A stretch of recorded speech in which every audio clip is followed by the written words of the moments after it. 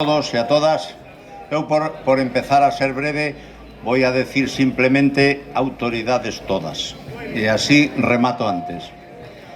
Eu, como xa está dito, eu sempre digo unha cousa, que os que falamos os últimos témolo o moi fácil ou moi difícil, porque normalmente xa está dito todo.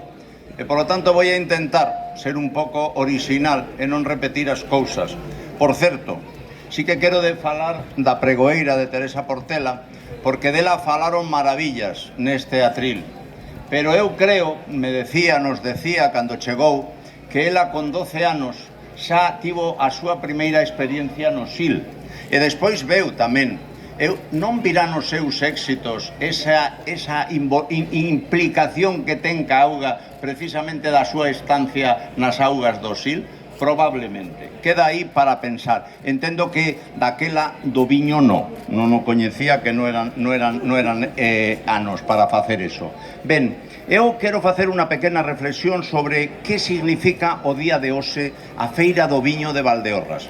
E eu creo, dende o meu punto de vista, é a miña opinión, cada un terá a súa, eu creo que a Feira do Viño de Valdeorras é esa fin de semana na que os adegueiros presentan diante de todos os valdeorreses e de todos aqueles que, sin ser de Valdeorras, se acerquen á comarca de Valdeorras, neste caso ao Barco, para ver o seu traballo, para expoñer o seu traballo de todo un ano, o seu magnífico traballo.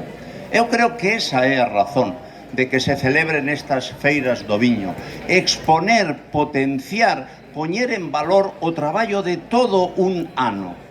Eu teño que recoñecer que hoxe, eu recordo, cando fai 20 anos, 30 anos, 35 anos, o viño era unha axuda que moitos viticultores tiñan na súa economía familiar. Pero hoxe, a viticultura en Valdeorras é un modo de vida. É un nicho que xenera riqueza e que xenera emprego. E eu creo que hai que seguir por aí. E ese mérito é de dúas partes, os viticultores e os adegueiros. Todos xuntos, de común en común, son os que fan que Valdeorras teña os millores viños. Eu tamén recordo, cando fai 20 anos,